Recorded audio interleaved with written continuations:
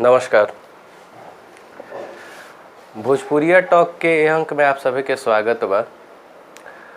आज इस वीडियो में हमनी के चर्चा कइल जी भारत सरकार द्वारा दू गो काम कइल जाता। एगो बा जौन रुआ के वंदे भारत मिशन बा और एगो समुद्र सेतु बा। इ दुन्नो मिशन के जौन उद्देश्य बा उ बाहर के देश में फंसल अपना देश के आदमी के वापस अपना देश लावल बा। एह दुन्नो के हमनी के समझल जी एह वीडियो में।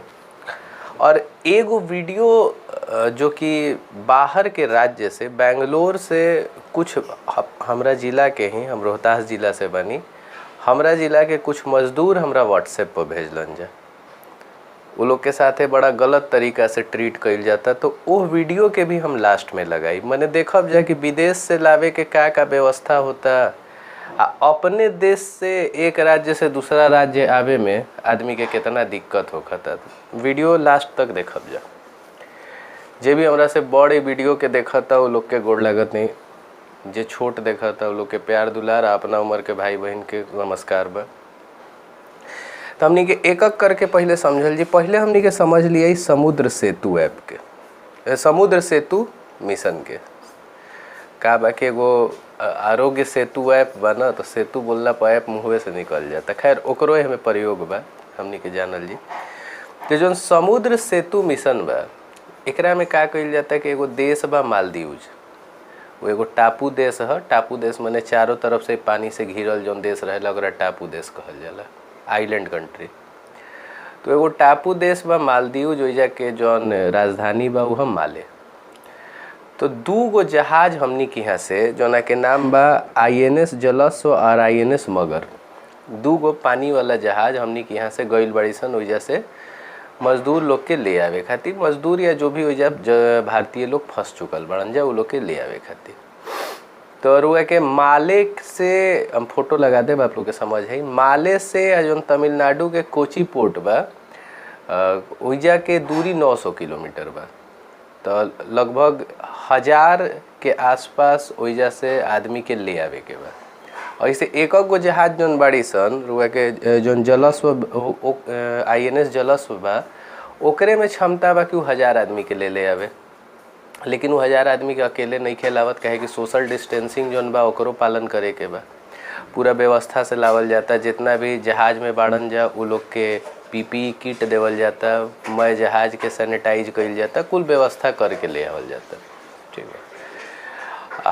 वो लोग के फिर रुआ के दू गो जहाज गइल बड़ी सन जलस्व और मगर। तो दोनों से लगभग पहला बारी में 750 आदमी अहन जा आ फिर बाद में जाके ले आवल जी। इहे अभी तक के जौन अपडेट बा। अब तनी सा जान नहीं जा कि जौन INS जलस्व बा एकर व्यवस्था तनी बढ़िया बा। एकरा में रुआ के ऑपरेशन थिएटर भी बा, ओकरा बाद डेंटल केयर भी बा। माने रास्ता में कोई बीमार उमार पड़ गई तो उहो व्यवस्था बा ओइजा। आ US में बनल रहे, अमेरिका के बनल ही जहाज है। आ जौन रुआ के INS मगर बा वो भारते में कलकत्ता में बनल बा।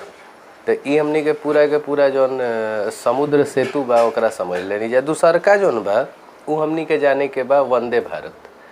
वंदे भारत मिशन का बा कि जौन खाड़ी देश चाहे अमेरिका चाहे ब्रिटेन चाहे फिलीपींस ये सब जौन देश में आदमी फंस गइल बड़न हमनी के यहाँ के, चाहे मजदूर होकस चाहे विद्यार्थी होकस चाहे कुछ आदमी ऐसन बड़न जौन गइल रहन उनकर वीजा एक्सपायर होके वाला बा।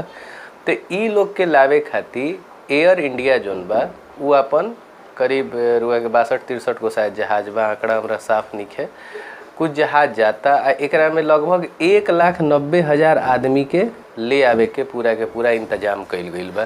पहला हाल ही में 13-14 हज़ार आदमी अहन। तो ई मने रुआ के 9 तारीख से चालू हो जी।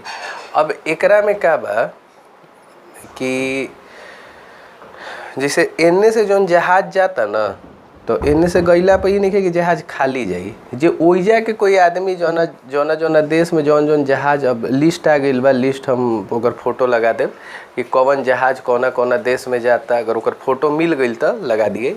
तो मने एगो लिस्ट बनावल गइल बा कि कहिया कौन जहाज कौना देश में जाई। तो ओह देश में कोई भारत से जाए वाला बाड़न जा तो लोग चल जिहन जा। एकरा से का हुई तनी सा खर्चा माने जौन बा भारी ज़्यादा सरकार पर ना पड़ी, खाली जहाज भेजे में महंगा पड़ी ना। आ इहो नहीं कि ओने से ले आवे वाला जौन लोग के ले आवे के बा उ लोग के फ्री में लावल जाता, फ्री में नहीं लावल जात, उ लोग के कुछ पैसा लगे। जैसे कि एक आध गो के तो हम लिखले बानी, जौन खाड़ी देश बाड़ी सन ओकर 15,500 रुपया लगता, बांग्लादेश से लावे में 12,000 रुपया लगता, ब्रिटेन के भाड़ा 50,000 बा, अमेरिका के 1 लाख बा, लगभग ये सब भाड़ा ओइजा से लगा के ले आवे के बा। जौन ओइजा से यात्री अइहन जा वो अपना पैसा से अइहन जा, ठीक ना, माने पेड ट्रेवल बा, यात्रा जौन बा एकर पैसा देवे के बा, फ्री नहीं के। ओकरा बाद और ओइजा एगो कागज़ लोग से साइन करावल जाता है कि आप मतलब अइला के बाद भारत में जब आप आ जाइएगा तो अइला के बाद 14 दिन आप लोग के क्वारंटाइन में रहे के बा। तो क्वारंटाइन भी पहले तो होम क्वारंटाइन रहे कि ना घर ही रह जाए के बा, लेकिन अब कन्फर्म हो गई बा कि क्वारंटाइन रहे के भी आपके पैसा देवे के बा। जौन अलग अलग होटल के चाहे लॉज के क्वारंटाइन सेंटर में तब्दील कइल जाता है तो उन्हीं के पैसा लगता। तो क्वारंटाइन अपने पैसा से रहे के बा। अब इहो हो सकेला ना कि जैसे मान ली 1,90,000 आदमी के लावे के बा, तो केकरा पहले लावे के बा केकरा बाद में लावे के बा। तो एकर एगो बनावल गईल कि जकरा कि यहाँ मान ली कि कोई के डेथ हो गईल बा तो उनका के यहाँ के आदमी के पहले ला दिए, विद्यार्थी लोग के पहले ला देवे के बा। जे मजदूरी करत रहे भैया 40 दिन में तो उनकर मजदूरी के पैसा कुल खत्म हो गईल हुई, तो जे मजदूरी करत रहे उ लोग के पहले ला देवे के बा। और ये विद्यार्थी लोग के ला देवे के बा। जेकर वीजा एक्सपायर करे वाला बा उ लोग के पहले ले आवे के बा। आ उ लोग के ले आवत खुनी सब कोई के मोबाइल में आरोग्य सेतु ऐप जौन बा वो इंस्टॉल करा देवे के बा, ठीक ना। वजह पूरा तरीका से थर्मल स्क्रीनिंग कइल जी, जेकरा में कोई सिम्टम ना पावल जी उनकरे ले आवल जी, जिनका में सिम्टम पावल जी वो भी ना ही हन उनकरा ऑब्जर्वेशन में रख देवल जी ओइ जे। एकरा में जौन अब तनी से जौन विद्यार्थी बाड़न जा लोग कहतन जा कि एक तो 14 दिन हमनी के इजा रहनी जा, हमनी के जितना पैसा वैसा रहे कुल खत्म हो गई। हमनी के खानो खाए खातिर जौन NGO इजा खाना उना खियाओ तैसन ओहनी खातिर लाइन में लगे के पड़ता। खाना के भी व्यवस्था हमनी के पास नहीं है। अब हमनी की सब 1 लाख 1.5 लाख रुपया कहाँ से देवल जी, फिर ओइजा जाके भी हमनी के क्वारंटाइन में अपने से पैसा लगावे के बा। तो खैर एकरा पर अभी सरकार के कोनो रिवर्ट आंसर अभी नहीं आइल। सरकार अपना बात पर कायम बा कि ना पैसा तो देवही के पड़ी। तो ई पूरा के पूरा रहे रुआ के जौन समुद्र सेतु बा वंदे भारत बा ओकर पूरा के पूरा जिक्र रहे, ठीक ना। हम एगो लिस्ट वो लगा देब कि कौना कौना देश से ले आवे के इंतजाम कइल गइल बा, कौना कौना देश से ले आवल जाता। लेकिन एकरा में हमरा जौन सबसे ज़्यादा खराब लगल कि बाहर के आदमी आ जाता हमनी के यहाँ, माने वो अपने देश के आदमी बावन बाहर कोनो काम से गइल बाड़न, उ लोग के ले आवे के व्यवस्था हो जाता। एक राज्य से दूसरा राज्य में इतना तकलीफ होता, खासकर बिहार के आदमी के। हम वो वीडियो लगाइब, देखब जरूर, जैसे ही हमार वीडियो ख़त्म हुई वो वीडियो हम लगाइब, वो वीडियो के देख के रुआ बताइब जा कि का स्थिति मने चलता। उ लोग खातिर हमनी के बिहार सरकार के भी कुछ करे के चाहिए कि ना। माने वो हमनी के बिहार सरकार के एगो मंत्री तक के नाम वो वीडियो में ले ले बड़न जा कि वो लोग के फ़ोन लगावती जा तो फ़ोन ऑफ कर देता बन जा या का हो जाता, माने ऐसा कुछ बात कैले बड़न जा। तो तनी सा देखब जा वो वीडियो के। बाकी भोजपुरी में चैनल बा, एकरा शेयर सब्सक्राइब करी जा। जौन अच्छा खराब लगे अपन राय सलाह देवल करी जा, कमेंट करके बताई जा कि कैसे कैसे चैनल के बढ़िया बनावे के बा। प्रणाम। कल गए थे हम लोग पुलिस स्टेशन आधार कार्ड लेके, वहाँ पुलिस स्टेशन में मना कर दिया, बोल रहा है कि गांव से आएगा पुलिस उसके बाद हम जाने देंगे यहाँ से। हम लोग मजबूरी में हम लोग को ज़बरदस्ती काम करवा रहा है, खाने के लिए नहीं, रहने के लिए कोई सुविधा दिया हुआ है। ड्यूटी पकड़ के रूम पे से ले जाता है, ड्यूटी करवाता है।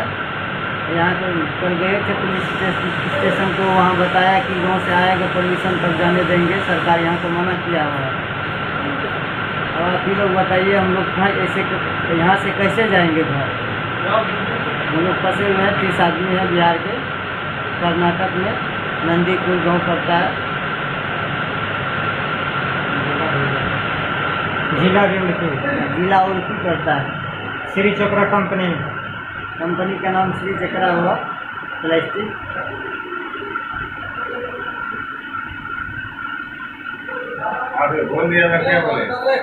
हम लोग किसी तरह सर आना चाहते हैं बिहार में।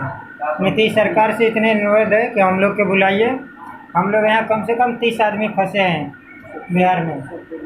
बिहार के हैं 30 आदमी हम लोग फंसे। एक रूम में 10-10 आदमी रहते हैं। देखिए सर इतना आदमी है, बहुत हम लोग आदमी है फंसे हैं। हम लोग का बहुत दिक्कत हो रहा है। हम लोग को बुलाया जाए, हम लोग को बिहार में बुलाया जाए।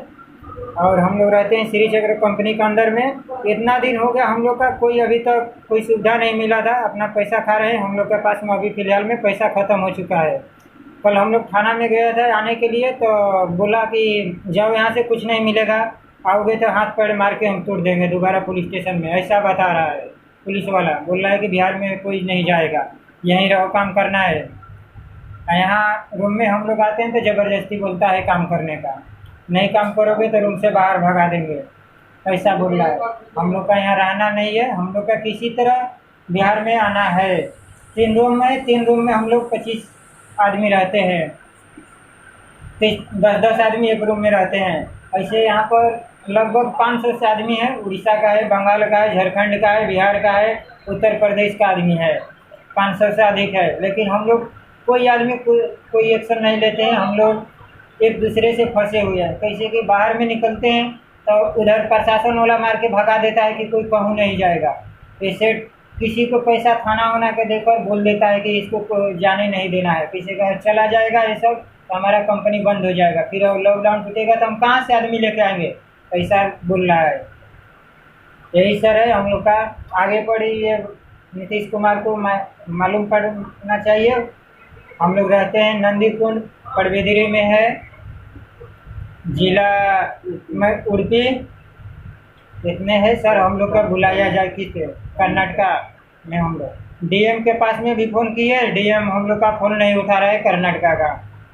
वहाँ पर कैसे हो नहीं तो 200 बार फ़ोन कर चुके हैं। आज 1 तारीख से हम लोग फ़ोन करते हैं, आज 7 तारीख हो गया। अभी जय कुमार सिंह के पास में फ़ोन किए, 30 बार रिंग दिया। 30 रिंग के बाद में उसका मोबाइल स्विच ऑफ हो गया। अब हम लोग कहाँ जाएं? कानून को कोई सपोर्ट नहीं करेगा तो हम लोग कहाँ जाएंगे? अब बताइए सर, हम लोग कहाँ जाएं?